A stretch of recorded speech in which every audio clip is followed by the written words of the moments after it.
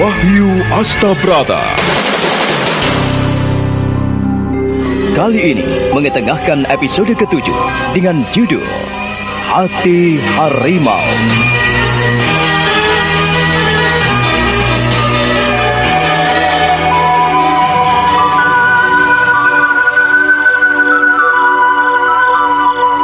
Aji Sukmo tersayat hatinya ketika melihat Roro Sunti tak berdaya di dalam pasungan dengan keadaan telanjang bulat. Aji Sukmo tak mampu melakukan apa-apa selain membebaskan kungkungan pasungan itu. Tetapi sayang, Roro Sunti tak mampu menggerakkan kedua kakinya dan gadis itu juga tidak ada keberanian untuk melarikan diri dari rumah ayahnya.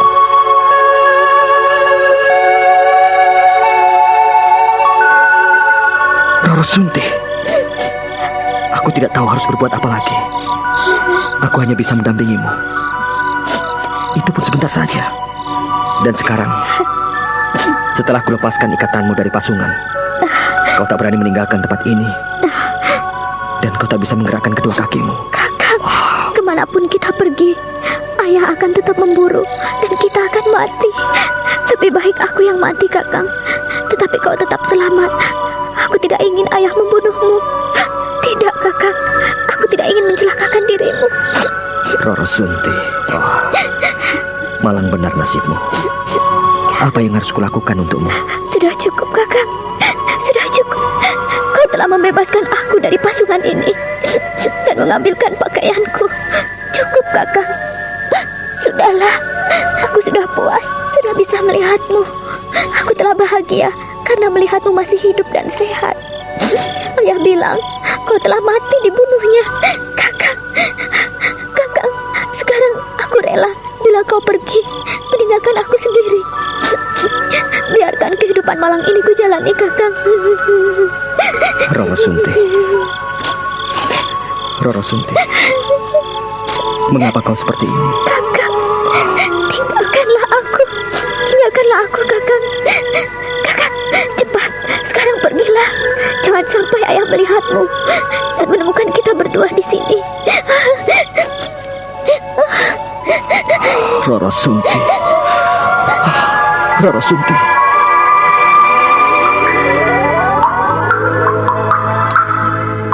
Di sini pun kau tidak ada, Aji Sukmo. Di manakah kau kini berada? Di manakah Sukmo? Aku tidak tahu apa yang sedang kau lakukan. Kalau kau ingin menemukan Aji Sukmo, janganlah pergi kemana-mana, Wulan. Datanglah kau ke Gua Trata dan tunggulah dia di sana. Maka kau akan menemuinya. Sebab ia ingin mendapatkan pusaka Nyai Sampur Jala Sutra itu. Aku tidak tahu, Kek. Berapa lama harus menanti kedatangannya? Ya, ia seperti anak ajaib yang memiliki pola pemikiran sendiri yang tidak bisa kita selami. Kau memintaku untuk menunggu di sini, tapi mana mungkin ia datang? Aku tidak bisa berlama-lama di sini sendirian, hanya berteman kelelawar. Aji Sukmo memang bocah pinunjul, Wulan. Tak ada seorang pun yang bisa menyelami hati dan pikirannya. Tidak juga aku dan kau. Untuk menghadapi lebih baik kita mengalah. Seperti pernah kau lihat dulu, aku lebih banyak mengalah dalam menghadapinya. Sebab apabila aku mendiktinya sekalipun, ia tidak akan menyerah. Berlaku keras kepadanya pun, ia tidak akan menyerah, Wulan. Dan kini aku harus menghadapinya, Kek. Menunggunya dalam batas waktu yang tidak tertentu. Aku tak mungkin menunggunya di sini. Kek, baiklah, aku akan mencoba ke Karanganyar. Aku akan mencarinya sampai ketemu.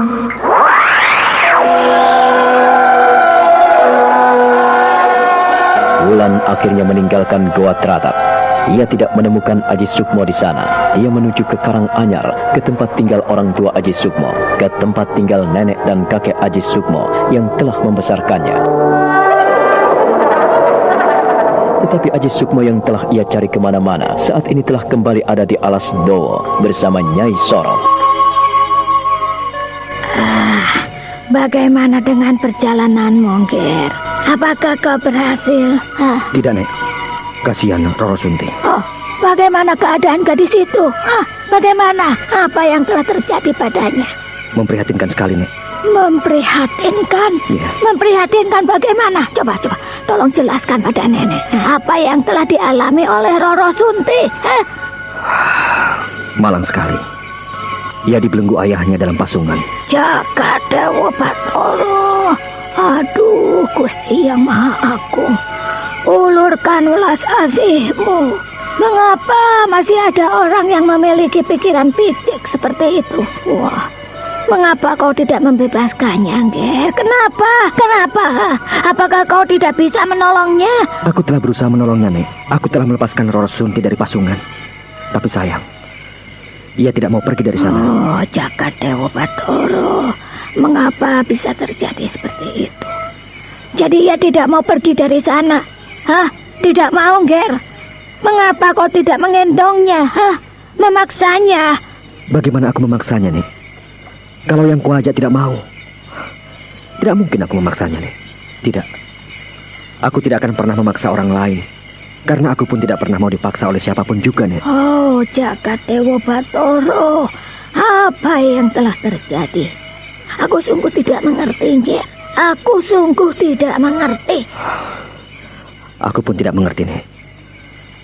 Seperti hati nenek. Aku tidak tahu apa-apa. Dan aku tidak tahu apa yang harus kulakukan terhadap Roro Sunti. Kalau seperti ini akibatnya.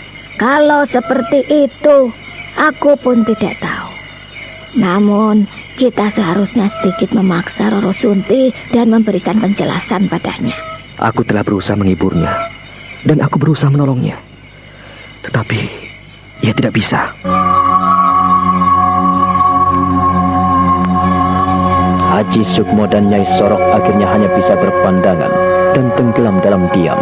Mereka menelusuri detik-detik hening dan diam, sunyi dan sepi.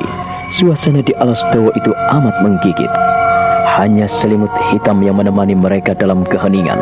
Sementara Roro Sunti yang dipikirkannya masih diam. Dan setelah berpakaian rapi, gadis itu hanya duduk di atas pasungan.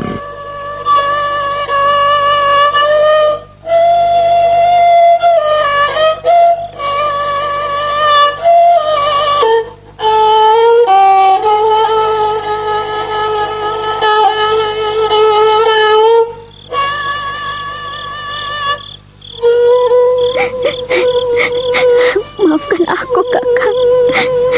Aku tidak berani mengambil sikap. Aku tidak berani ikut denganmu. Lihatlah, Kakang. Kini aku tidak berdaya. Aku hanyalah seorang gadis penyakitan yang tidak berarti. Kakang Sukmo. Maafkan aku, Kakang. Maafkan aku. Aku sungguh tidak mampu melakukan apa-apa.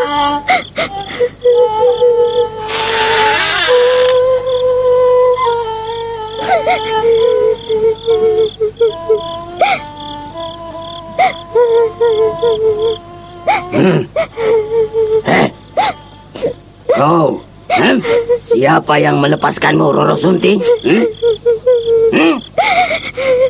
Jawab sekarang. Jangan sampai aku murka lagi kepadamu, bocah dungu. Siapa yang datang ke sini dan melepaskanmu, ha?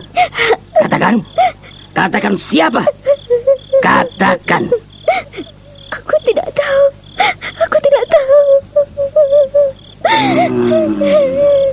Katakan padaku, Roro Sunti. Kau janganlah berbohong padaku. Kalau kau tidak ingin celaka, katakanlah.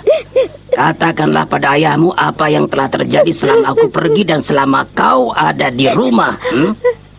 Aku tidak tahu, Ayah. Tidak terjadi apa-apa di sini, Ayah. Roro Sunti, aku berkali-kali mengingatkanmu. Kau tidak juga kapok. Kau tidak juga insaf dan kau masih menentangku, Roro Sunti. Siapa yang melepaskanmu? Siapa? Ayo, siapa? Aku tidak tahu, Ayah. Aku tidak tahu. Dan tidak mungkin pasungan sebesar ini bisa terlepas begitu saja tanpa ada yang mengangkatnya dan menolongmu mengangkat dari pasungan ini. Katakan, siapa yang telah menolongmu atau pemuda itu, ya? Tidak, Ayah. Tidak. sekali lagi dengarkan baik-baik pertanyaanku. Dan apabila kau tidak menjawab pertanyaanku, aku bisa membunuhmu, Roro Sunti. Ayah, aku tidak tahu. Aku tidak tahu. Tiba-tiba ada angin. Ada suara yang melepaskan kayu ini. Tiba-tiba terbuka. Bohong. Kau lagi-lagi berbohong padaku, Roro Sunti. Hah? Dan pura-pura ingin meyakinkan aku, begitu? Ternyata tidak ada artinya kejujuranku kepadamu. Dan kau balas semua kejujuranku dengan kebohongan dan dusta. Siapa yang melepaskanmu? Katakan kepada aku, dan kalau kau tidak mengatakannya, aku benar-benar akan membunuhmu. Ayah, aku tidak tahu, Ayah. Aku tidak tahu. Kalau kau benar-benar tidak tahu, tentu saja kau tidak ketakutan seperti setan. Apakah aku ini seperti genderuwo? Hah? Apakah aku ini seperti iblis yang menakutkanmu sehingga aku bertanya kepadamu dan kau tak mampu menjawabnya? Kau benar-benar memuakan. Kau telah menipuku, Roro Sunti. Kau telah belajar dusta kepadaku. Sekarang aku tahu. Kau ada yang melepaskan dan membebaskan. Hah? Sekarang katakan cepat. Sekali lagi. Untuk kesekian kalinya aku bertanya kepadamu. Siapa yang melepaskanmu? Siapa yang membuka pasungan ini? Katakan siapa, ayo. Ayah. Apa? Jika Ayah sekarang tidak percaya lagi padaku, pasunglah aku lagi, Ayah. Pasunglah. Tidak ada yang ku ketahui siapa yang melepaskan aku. Hanya dunia gaib, Ayah. Hanya dunia gaib. Pasunglah aku. Bunuhlah aku bila kau mau. Bunuhlah aku, Ayah. Bunuh aku. Ki Srenggi benar-benar geram. Dia mengangkat kayu pasungan dan membantingnya ke tanah. Ki Srenggi lalu melotot. Matanya berapi-api memandang putrinya. Roro Sunti menggigil. Namun dia berusaha untuk mengangkat wajahnya. Matanya berkaca-kaca dan air mata pun membanjiri kedua pipinya. Gadis itu berusaha untuk menentang ayahnya.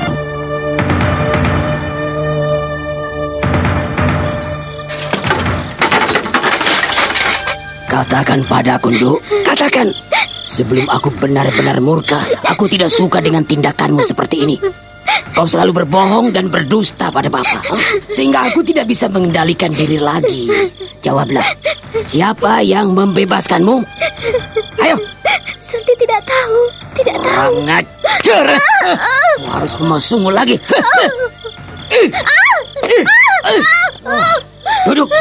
Duduk. Aku harus memasungmu lagi. Mulai saat ini, kau tidak akan berbuat seenak hatimu sendiri. Sudah ku bilang jangan macam-macam. Tapi kau tetap nekat, ha? Baik. Ulurkan kedua kakimu. Ayo, ulurkan kedua tanganmu. Ayo. Kakimu, tanganmu, ayo. Sekarang tahu rasanya bagaimana kedua tangan dan kakimu kupasung seperti ini. Apabila ada yang membebaskanmu lagi dan kau tidak mau mengatakannya kepadaku, hukumanmu adalah mati.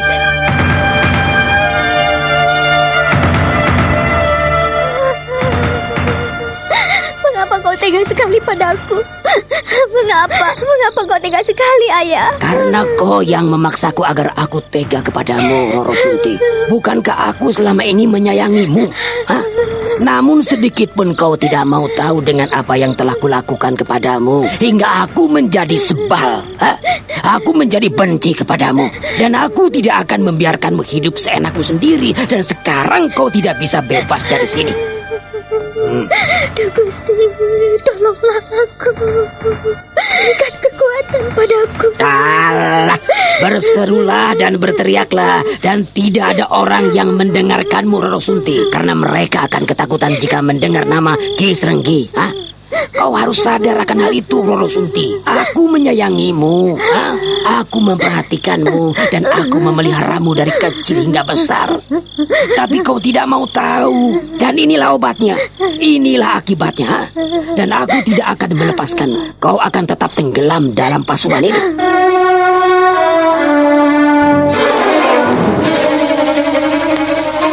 Mengapa kalian malam-malam datang ke sini? Ada apa? Perkenankanlah, saya lapor pada Pak Lurah.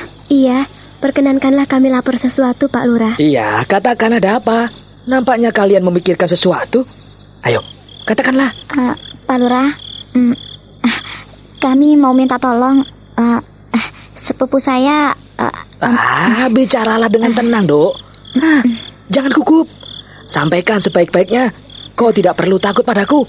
Ayo. Ya, saya mohon Pak Lurah melakukan sesuatu. Roro Sunti saat ini dipasung oleh ayahnya. Iya, Pak Lurah. Pak Lurah harus melakukan kebijakan padanya. Kalau tidak, kasihan. Apakah Pak Lurah tega Paman Srenggi membunuh anaknya sendiri? Bukannya aku tidak mau melakukan sesuatu, Dok. Tetapi apa yang dilakukan Ki Srenggi, itu wewenangnya. Aku tidak bisa berbuat apa-apa. Tapi, Bapak adalah penguasa di desa sini. Bisa mengerahkan seluruh pamung praja untuk menggebrek Ki Srenggi agar membebaskan anaknya. Begitu toh. Lah, kalau itu yang kalian minta, jelas aku tidak bisa. Sebab apa yang dilakukan seseorang di dalam rumahnya selama tidak mengganggu orang lain, itu haknya. Kita tidak bisa menghalang-halanginya, termasuk aku. Tetapi, Ki Srenggi selalu menganiaya anaknya. Jadi Pak Lurah harus melakukan sesuatu. Iya, Paman berlaku kasar pada Roro Sunti. Kita harus mengingatkannya. Kita harus datang rame-rame, Pak Lurah. Kalau kita datang rame-rame, memasuki rumah Ki Srenggi, mengepungnya sekalipun, itu tidak ada artinya. Malah bisa menimbulkan malapetaka besar. Pak Lurah harus melakukan sesuatu. Kalau tidak ada yang bisa kami lakukan, Pak Lurah. Yang jelas, untuk menangani Ki Srenggi, aku tidak bisa ikut campur urusan rumah tangganya. Apa yang dilakukannya, tentu saja terserah apa yang diinginkannya. Aku ini apa? Tidak punya wewenang mengatur hidup seseorang, termasuk keluarga Ki Srenggi. Tetapi Paman telah keterlaluan, Pak. Ia menyiksa anaknya dan memasung anaknya sendiri yang tidak bersalah. Tidak bersalah? Entahlah, aku sendiri tidak tahu masalah itu. Yang jelas, kalau Ki Srenggi melakukan sesuatu, pasti ada sebab musababnya. Saat ia membunuh Podang dan Doro pun ada sebabnya. Karena Doro telah melanggar aturan, di mana ia mengganggu anak gadisnya. Pak Lurah seperti tidak tahu saja. Ki Srenggi selalu memakai Roro Sunti untuk umpan. Iya, betul Pak Lurah. Pak Lurah harus melakukan sesuatu. Tunggu. Kalian jangan sembarangan menuduh. Siapa yang memakai anaknya sendiri sebagai umpan? Siapa? Tidak. Ki Srenggi pasti tahu apa yang patut dilakukannya. Kalian tidak perlu memikirkan mereka. Sudahlah, jangan dipikirkan. Bagaimana kami tidak memikirkannya, Pak Lurah? Teman kami sendiri yang menjadi korbannya. Apa tidak boleh kami memikirkannya? Kami mohon kebijaksanaan Pak Lurah agar ikut campur dan turun tangan untuk mengatasi permasalahan Roro Sunti. Kalau tidak, ia bisa mati di tangan ayahnya sendiri, Pak Lurah. Pak Lurah memandang Roro Semi dan Sirih yang seolah-olah menghakiminya dan menyalahkannya. Namun ia memang tidak bisa berbuat apa-apa dan memang tak akan mengulurkan tangan atas masalah Roro Sunti. Kemudian Roro Semi dan Sirih pun meninggalkan rumah Pak Lurah dengan kecewa. Ia lalu menemui Sukmo dan menungguinya di perempatan jalan di sudut desa Tratap. Bagaimana Semi? Sirih? Kau pasti bisa membaca kami. Iya, kau pasti tahu. Kami datang dengan kekecewaan. Kami gagal, Sukmo. Kalau begini caranya, semakin sulit. Apakah kau tidak bisa melakukan sesuatu? Aku telah berusaha menolong Roro Sunti, tetapi ia sendiri tak mau melakukan apa-apa. Ia tak mau pergi dari sana. Jadi kau telah menolongnya? Kapan, Sukmo? Aku telah berusaha untuk menolongnya. Aku membuka pasungan di kakinya. Tetapi Roro Sunti tidak mau kuajak pergi. Ia tak berani menentang kehendak ayahnya. Ia masih ingin tetap di sana. Apapun yang terjadi. Atau barangkali ia sudah tak bisa berpikir jernih. Seandainya kau mengajak kami pasti bisa membawanya pergi. Mungkin kalian sudah tidur saat aku melakukannya. Tetapi percayalah, kita akan mencari jalan keluar yang terbaik, cepat atau lambat. Kau percaya akan mampu menolongnya, Sukmo? Kita bersama. Apakah yang dapat kulakukan untuk membantumu, Sukmo? Untuk sementara waktu, kita tak bisa melakukan apa-apa. Karena Ki Srenggi selalu ada di rumah. Tugas kalian adalah mengawasi gerak-gerik Ki Srenggi. Mengawasinya? Iya. Siang dan malam? Iya. Kau, Roro Semi, bisa giliran dengan kau, Sirih. Jika malam hari, mungkin Sirih bisa mengawasi dari kejauhan. Kalau siang, tugasmu Semi. Atau giliran. Yang penting, kalau ada perkembangan baik, aku akan menemui kalian di sini. Bagaimana? Atau begini saja. Ada apa dengan kedua batu itu, Sukmo? Gampang saja. Kalau Kisrenggi ada di rumah, batu ini kau tumpuk. Tetapi kalau dia tak ada di rumah, batu ini bisa kau letakkan terpisah. Bagaimana? Iya, kami setuju. Iya, kami setuju. Nah, sekarang kembalilah ke rumah. Hari sudah semakin malam. Kau sendiri mau kemana? Aku tidak punya tempat tinggal menetap. Ketahuilah, rumah kami telah dibakar. Jangan tanyakan kemana aku pergi. Tetapi aku akan selalu menemui kalian di sini. Sukmo, kau mau tinggal di rumah kami, atau di rumah Semi, atau di rumahku, Sukmo? Itu tidak baik untuk masyarakat di sini. Aku lebih baik pergi dari sini. Percayalah, aku berjanji. Aku akan menemukan kalian di sini jika ada waktu yang tepat. Dan ingat tugas kalian. Iya, Sukmo. Tapi kau jangan pergi. Iya, kau jangan pergi, Sukmo. Aku akan tetap ada di sekitar sini. Gerakanku sudah tak bebas lagi. Hidupku terancam. Dan mereka tidak akan membiarkanku tinggal tenang. Cepatlah kalian pulang. Hari sudah malam. Roro, Semi, dan Sirih akhirnya meninggalkan Sukmo. Sukmo memperhatikan kedua gadis cantik itu dengan menggeleng-gelengkan kepala. Ia mengiringi kepergian kedua gadis itu dengan tatap matanya hingga lenyap dalam kegelapan malam. Setelah itu ia pun mundur beberapa tindak, berlindung di balik kerumbu.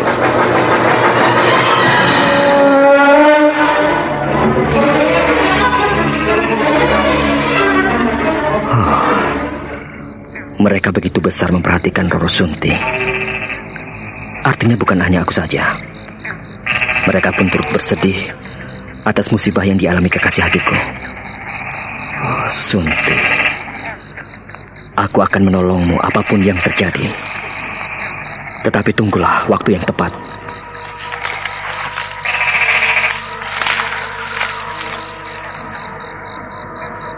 Saat-saat seperti ini, aku sungguh tidak bisa melupakanmu.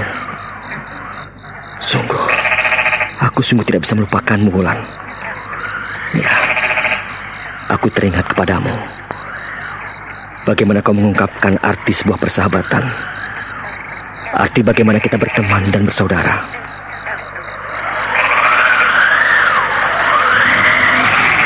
Aku tak bisa menerima dirimu sebagai sahabatku.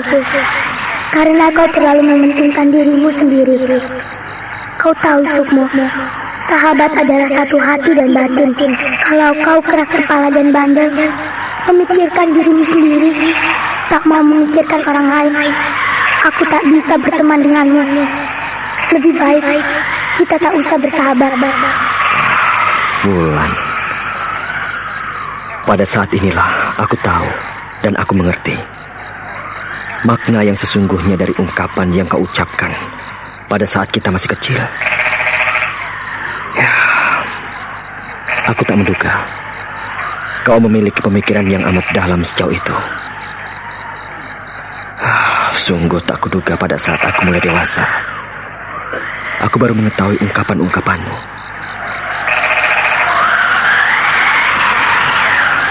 Kau tahu, kalau kau disayangi oleh kedua orang tuamu, disayangi oleh kedua nenek dan kakekmu, sehingga mereka akan mencari-cari dirimu jika kau pergi tanpa pamit.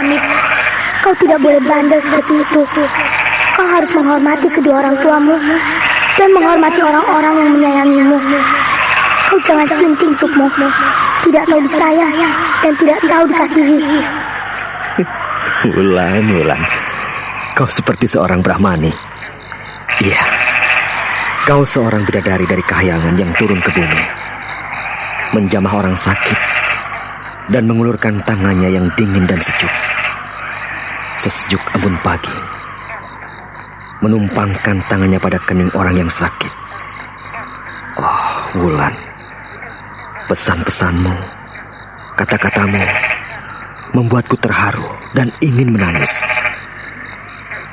Di manakah kau sekarang ini, Wulan? Andaikan kau ada di sini, tentu saja kita bisa bekerja sama untuk menolong Roro Sunti.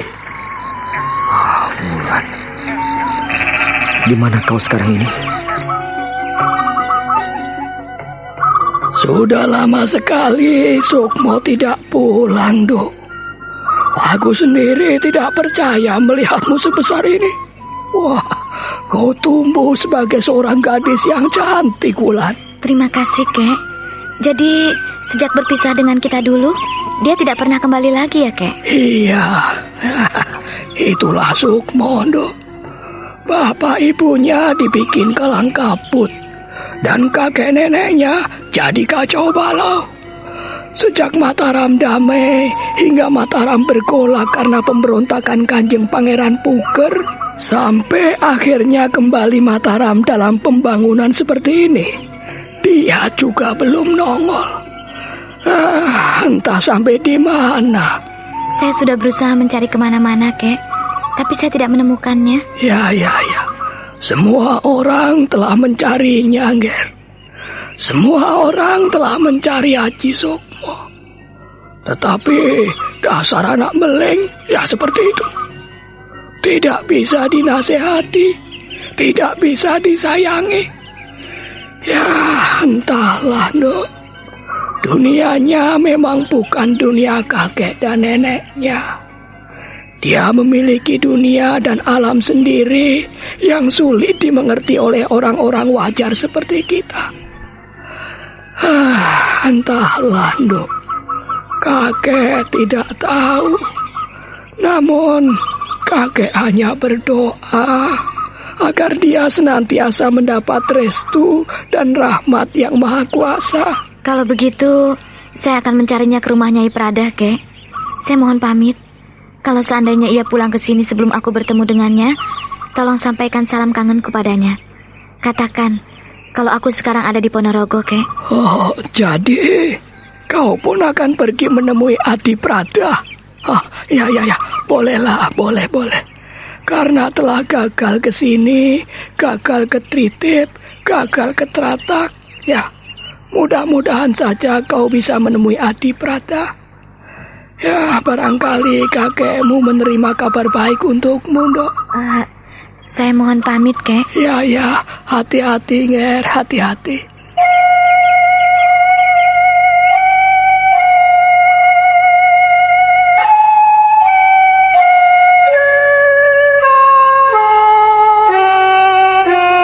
Wulan memberikan hormat dan mencium punggung tangan Ki Wulung.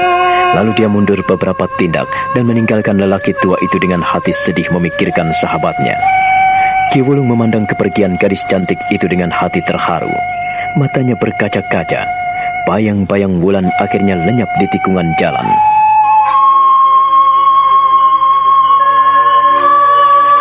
Sementara itu, Sukmo telah kembali menemui Nyai Sorok di tengah hutan alas Dowo. Di gubuk mungil yang mereka bangun berdua, mereka duduk termangu di balai-balai bambu.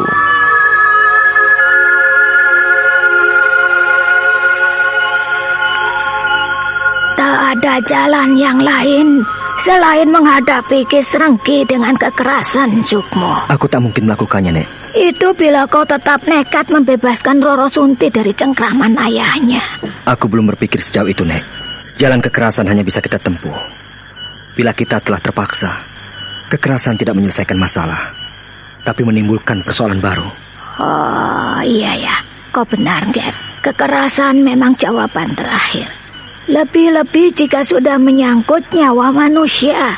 Ya, aku akan bertarung jika tak ada jalan lain yang terbaik. Demikian pula dalam upaya menolong Roro Sunti. Tapi nenek berpesan kepadamu.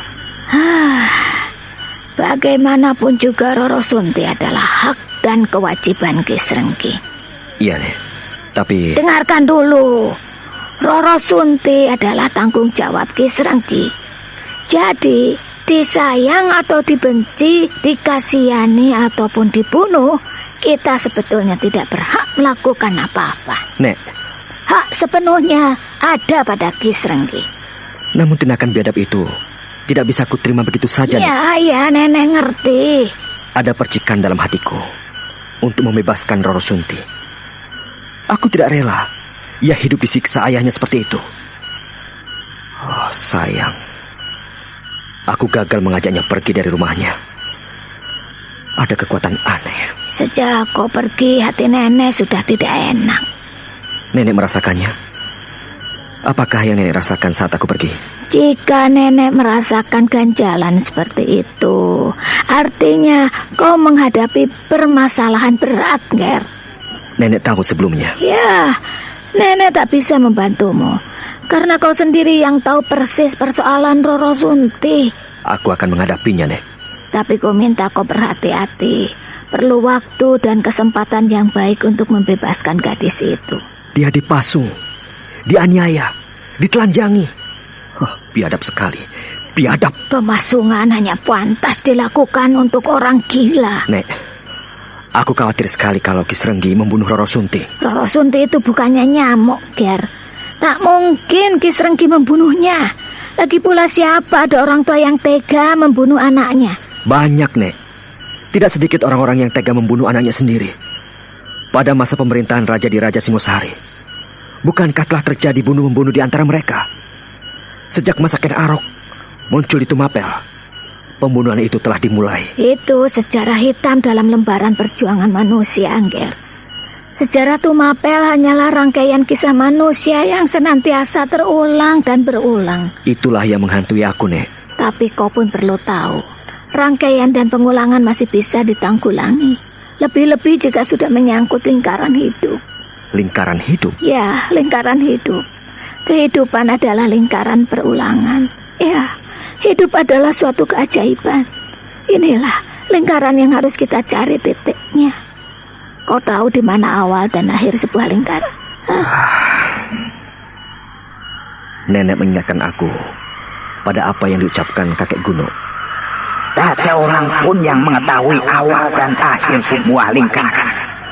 Awal dan akhir sebuah lingkaran hanya diketahui oleh pelukisnya sendiri. Itulah hidup, itulah kehidupan. Hidup dan kehidupan ini adalah keajaiban. Kehidupan akan berakhir, tetapi hidup akan selalu ada. Itulah alam manusia yang selalu diselimuti oleh misteri.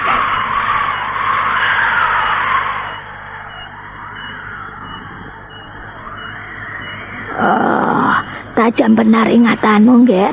Kau masih ingat lelaki tua itu? Dia guru dan pembimbingku. Tak mungkin aku melupakannya. Kakek Guno orangnya konyol, tetapi baik hati. Sejak aku kecil, aku digemblengnya. Dibentaknya, ditendangnya, dipukulnya, dibikin bisu, dibikin tuli, dan disuruh minum air laut. Ya, sungguh konyol. Tetapi sesungguhnya dia itu baik. Berkat ingatanmu yang tajam, berkat kejelianmu dalam melangkah selama ini, pergunakanlah itu sebagai bekal untuk mengentaskan Sunti dari belenggu kehidupannya. Nek, jika Yang Maha Kuasa memperkenankan dan memberikan kepercayaan padaku untuk melepaskan Roro Sunti, maka cepat atau lambat pasti kudapatkan jalan keluar yang terbaik. Aku berjanji, Nek. Mata Nyai Sorok berkaca-kaca. Hatinya terharu sekali mendengar penuturan Aji Sukmo yang penuh dengan makna. Perempuan tua itu mengusap pundak anak asuhnya. Ia tersenyum dingin dengan bibir bergetar. 2 butir pening meluncur dari sudut matanya, jatuh ke pipinya yang mulai keriput. Sukmo tersenyum dengan mata berkaca-kaca. Nenek yakin kau akan mampu menolong Roro Sunti. Mudah-mudahan, Nek. Sebab aku tak ingin melibatkan nenek lagi. Selama nenek bisa membantumu, nenek tidak akan merasa terbeban, Ger. Maafkan aku, Nek. Aku terlalu merepotkan nenek. Dan aku selalu membuat susah. Oh, siapa yang membuat nenek susah? Siapa, Ger? Aku, Nek. Aku selalu mencelakakan nenek. Jangan seperti itu. Nenek tidak merasa kau celakakan, Ger. Tidak. Sama sekali tidak. Kau jangan berpikiran yang bukan-bukan pada nenek. Iya, sungguh. Nenek tidak pernah merasa kau rugikan dan kau celakakan. Malah aku bangga punya kau, Aji Sukmo. Beberapa kali nenek aku kiring pada malapetaka. Gua Teratak pernah hancur kobrak-abrik. Dan nenekku pukul. Sekarang, gubuk nenek telah hangus dan rata dengan tanah. Juga karena aku yang bodoh. Tapi kau telah membangun gubuk ini untuk nenek. Karena aku, nenek sengsara dan harus meninggalkan Gua Teratak. Sudah. Jangan kau pikirkan, Ger. Jangan, sudahlah. Lupakan semua yang telah terjadi. Ambillah maknanya, ambillah hikmahnya dari apa yang telah kita hadapi bersama selama ini. Jadi tidak perlu membebani pikiranmu. Jangan ya. Aku sungguh menyesal karena melakukan semua ini. Penyesalan tanpa melakukan perubahan tak ada artinya. Lebih baik melakukan perubahan tanpa penyesalan. Kau tahu artinya, Ger? Itulah yang kusadari, Nek. Aku seringkali merasa bodoh karena aku menyesal. Tetapi aku selalu nekat apabila menghadapi malapetaka. Aku selalu ingin menghadapi masalah dan persoalan itu dengan kekuatan dan pikiranku sendiri. Hingga akhirnya menimbulkan petaka bagi orang lain. Terutama bagi nenek. Sukmo. Ketahuilah, Ger, apa yang membuat nenek bangga dan terharu atas dirimu? Apa coba? Mana aku tahu, Nek. Nenek yang mengamati. Nenek pula yang pantas menilai aku. Kau adalah seorang pemuda yang dikjaya. Kau seorang yang memiliki tenaga gaib. Kau memiliki pusaka baik yang tidak ada bandingannya. Tetapi kau mampu mengendalikannya dengan baik. Kau tak mau menggunakan apa yang kau miliki itu dalam menghadapi orang-orang seperti Ki Srenggi. Itulah yang membuat nenek bangga. Kau mampu mengendalikan diri. Aku tahu sejauh mana kemampuan Ki Srenggi, Nek. Kakek Tayu, kakek Gunuk, dan kakek Wulung pernah berpesan padaku agar aku tidak menggunakan apa yang telah aku pelajari. Kalau tak terpaksa, kalau aku masih bisa menghadapinya dengan baik, maka tak perlu aku memanfaatkan pedang kangkam ataupun ajian sapuan badai. Aku tidak bisa. Aku lebih beruntung karena mampu menghadapi mereka dengan kepala dingin. Dan orang lain kau biarkan tidak mengetahui sejauh mana kemampuanmu. Sukmo. Ya, mengendalikan diri adalah dasar utama untuk mengawali sebuah perjalanan dalam kehidupan ini, Ger. Iya, hanya dengan mengendalikan diri, maka kau telah memulai sebuah perjalanan hidup yang baik. Sekarang, yang lebih penting dalam hidupmu adalah bagaimana mempersiapkan segala sesuatu dengan baik. Mata Sukmo berkaca-kaca. Dia terharu sekali oleh nasihat Nyai Sorong. Beberapa hari, beberapa malam, hatinya tidak tenang. Ia benar-benar ingin menolong Roro Sunti, tetapi dia tidak tahu apa yang harus dilakukannya. Hingga pada suatu malam, dia kembali menuju ke sudut desa Teratak, tempat di mana ia selalu berjanji dengan Semi dan Sirih. Gawat, Sukmo, gawat. Bagaimana?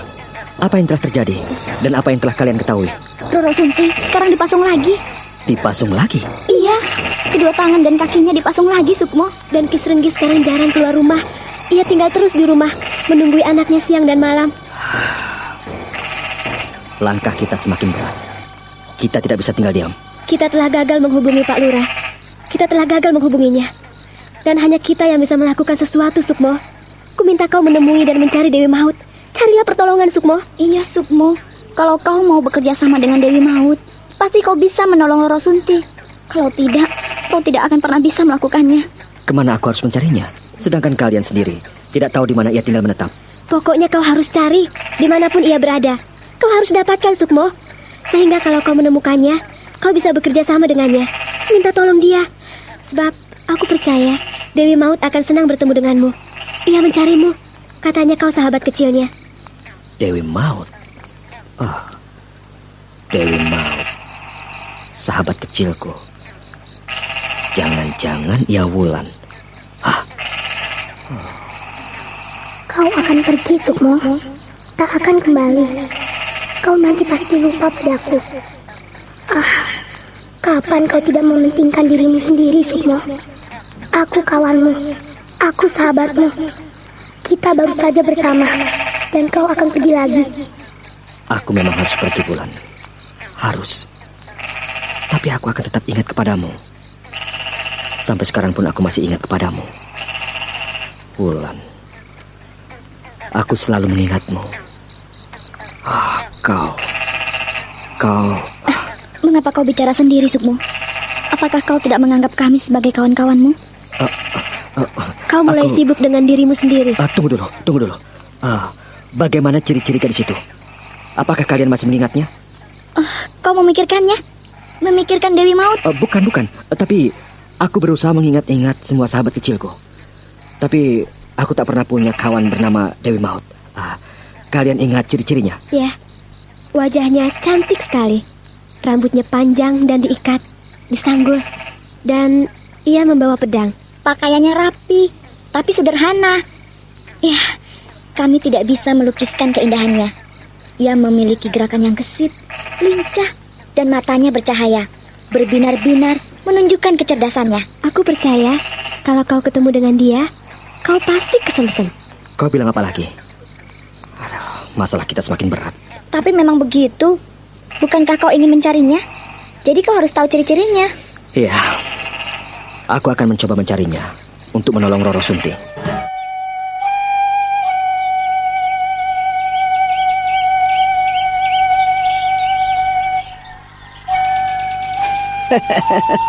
Lama sekali aku tidak berjumpa cucuku. Ya, entah kemana. Sejak kecil memang suka keluyuran. Dan dengan kami, Haji Sukmo kurang begitu akrab. Jadi, ya, kami tidak tahu entah kemana anak itu. Jadi, kakek Prada sama sekali tidak pernah menemukan Sukmo? Tidak pernah jumpa dia? Ya, itu Lando. Aku sendiri bingung sebagai seorang kakeknya. Kupikir Haji Sukmo selalu tinggal bersama Kakang Wulung. Tapi nyatanya, Kakang Wulung pun tidak pernah tahu kemana bocah itu pergi. Aku khawatir kalau ia ikut menjadi korban bencana di Mataram. Maksud kakek? Kau sendiri telah tahu, Nduk. Waktu geger Demak Bintoro, saat pemberontakan Pangeran Puger yang cukup lama, tentu saja mencemaskan semua orang. Iya, Kek. Saya ingat peperangan itu. Nah, peperangan yang mengerikan sekali. Mengerikan. Yang menjadi korban bukan hanya para perwira dan prajurit di medan laga, tetapi para perempuan dan anak-anak pun menjadi korban peperangan. Jadi, seandainya... Tidak. Sukmo masih hidup.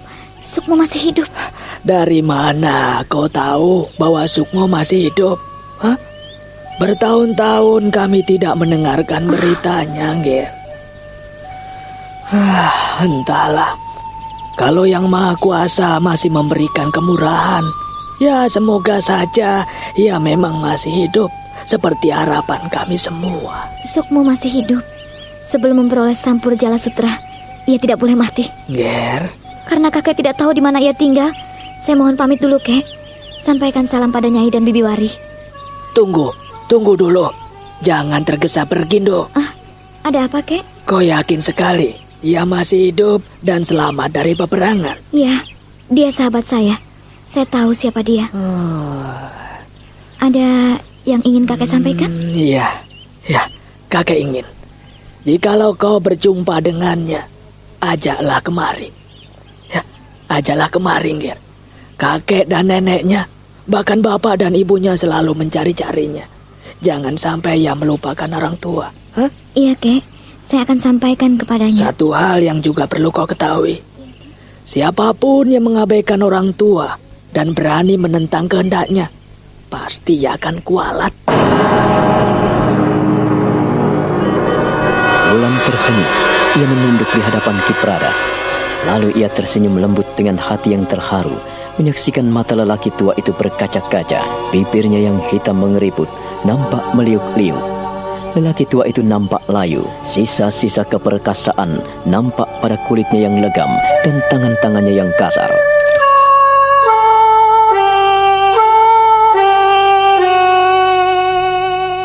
Kakek pun tidak tahu kemana ia pergi, Wulan. Ya, hanya itu yang bisa kusampaikan kepadamu. Kalau ia ketemu denganmu, tolong katakan kepadanya, suruh dia pulang. Sebab bagaimanapun juga kami mengharapkan kehadirannya. Sudah cukup lama ia meninggalkan kami, entah kemana. Saya akan berusaha mencarinya, Kek. Ya, saya pun ingin sekali bertemu dengannya. Cukup lama saya mencarinya, Kek. Ya, kalau ketemu, Kalau tidak juga tidak apa-apa, Bulan. Karena yang namanya orang pergi tanpa arah dan tujuan tentu saja belum pasti ketemu apabila dicari. Saya ikut prihatin atas apa yang telah dilakukan oleh Sukmo. Memang dasar bocah bandel. Iya. Sebandel-bandelnya Sukmo. Kau sudah tahu, sejak kecil katanya kau selalu bersama dan tidak pernah berpisah. Sudahlah, Nger. Pergilah. Hanya itu pesanku, tidak ada yang lain. Dan maaf apabila saya tidak bisa memberikan apa-apa kepadamu. Saya mohon pamit, Kek. Kau sungguh keterlaluan, Sukmo. Tega sekali kau pada orang-orang yang mencintaimu. Pergi terlalu lama tanpa berita. Kasihan sekali. Kakek Prada, kakek Wulung, nenek dan kakekmu. Kasihan sekali. Lalu bagaimana dengan ayah dan ibumu? Apakah juga tidak mau tahu dengan kepergianmu?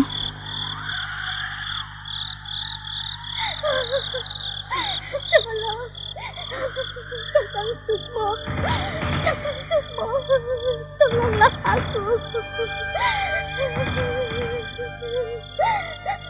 Aku tidak salah dengar.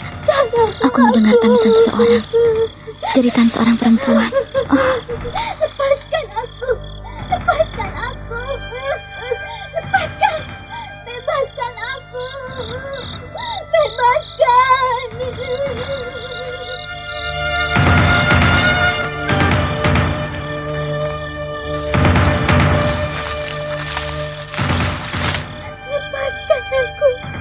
Lepaskan aku. Lepaskan aku. Aku ingin bebas. Lepaskan aku. Siapa malam-malam seperti ini berteriak-teriak ingin bebas? Lepaskan aku. Seorang perempuan disiksa. Perempuan menjerit-jerit. Ada apa? Aku harus mencarinya. Nampaknya dari rumah itu. Lepaskan aku. Lepaskan aku. Lepaskan. Jangan pasung aku. Jangan pasung aku. Jangan balok aku. Lepaskan. Lepaskan. Lepaskan aku. Lepaskan aku. Lepaskan aku. Lepaskan aku. Lepaskan aku.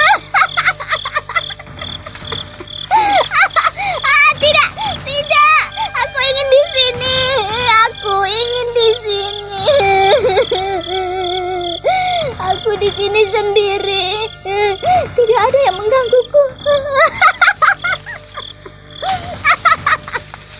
Wulan berjingkat-jingkat mendekati rumah Kisrenggi. Lalu ia pun melongokkan kepalanya ke kanan ke kiri dan menoleh ke belakang. Tak ada siapa-siapa dan ia menempelkan telinganya pada dinding.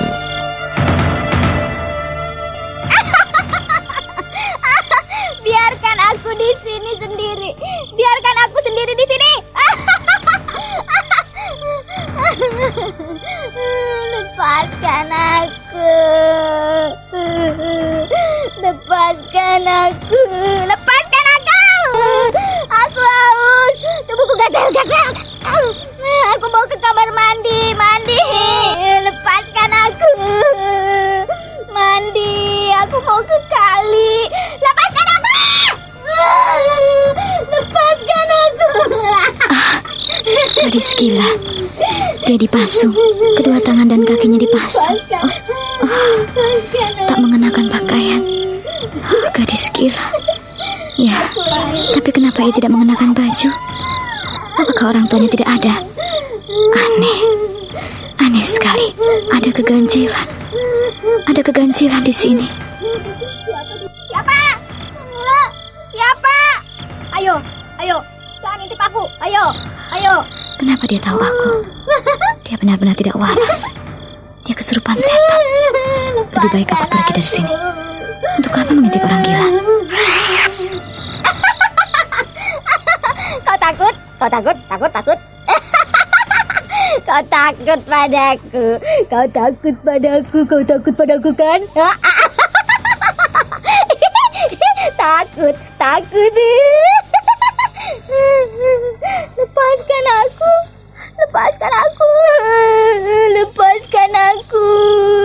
Lepaskan aku. Roro Sunti, malang benar nasibmu. Apakah Sukmo tahu kalau Sunti menjadi gila? Mana aku tahu. Kita sendiri sudah lama tidak ketemu. Dia juga menghilang begitu saja. Kan dia mencari Dewi Maut. Salah sendiri. Kau menyuruhnya. Aku dulu melarangnya, tapi kau desak. Tidak ada harapan lagi buat sepupuku. Ia mengalami nasib yang malang. Kasihan sekali Kak Sunti. Roro Sunti, gadis cantik yang malang. Andaikan bapakmu tidak seperti itu, tentu saja kau tidak seperti itu. Bagaimana kau bisa menyesali semua itu, Semi? Semuanya telah terjadi, dan hal itu diinginkan pamanmu. Kau tidak bisa menyesali semua ini. Percuma kan? Menyesal tetapi tidak melakukan perubahan. Percuma kan? Lebih baik bertobat, tapi tidak menyesal, daripada menyesal tetapi tidak melakukan perubahan apapun. Iya kan? Aku hanya bisa bersedih, Siri. Karena aku tidak tahu apa yang harus kulakukan untuk sepupuku. Seharusnya aku bisa melakukan sesuatu yang berguna untuknya. Kita sudah berusaha semampu kita, Semi. Tapi ya, kalau pamanmu sendiri menghendaki begitu, apakah bisa kita tolak? Sudahlah, kau tidak perlu bersedih. Kau pikir aku pun tidak bersedih? Apa yang telah kita lakukan selama ini sia-sia sekali, Siri. Keterlaluan. Paman memang keterlaluan. Siapa itu? Roro, Semi dan Sirih buru-buru menyelam. Mereka merendamkan tubuhnya sampai sebatas dada. Lalu mereka buru-buru menutupi tubuhnya. Bukit dadanya yang nampak membukit segera ditutupi dengan kain. Dan mereka pun segera naik dari dalam air. Kurang ajar. Ayo, bawa batu itu. Hei, siapa di situ yang mengintip orang mandi? Kalau kalian kurang ajar, kulempar dengan batu ini. Aduh. Kurang ajar. Kau mengintip kami ya? Hei, siapa kau? Ditanya, kepala cengengesan. Gila, kepalaku benjol. Kena batumu. Kalian melempari. Gila. Kau gila ya? Kau edan ya? Hah? Ini malah ketawa-ketawa. Untung saya tidak menangis. Lihatlah, kepalaku benjol karena kalian lempar. Hah? Dasar sinting.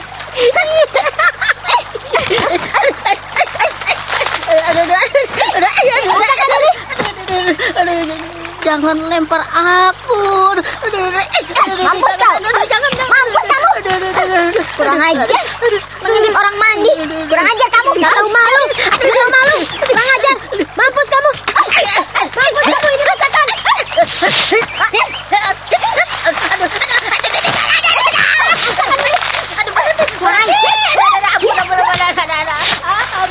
Ampun, aku tidak jahat, Kol.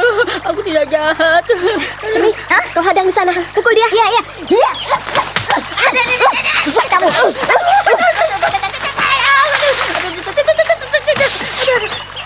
Hei, mau kemana kau? Mau kemana kamu? Hei, jangan lari ya. Mau kemana kau? Kau harus menerima upahmu, orang jelek. Kau benar-benar tak tahu malu. Ampun. Tidak ada ampun bagimu. Lihat, apa yang ada di kedua tanganku ini. Dan apa yang kugenggam ini, orang edan? Ampun, aku tidak salah. Rasakan ini.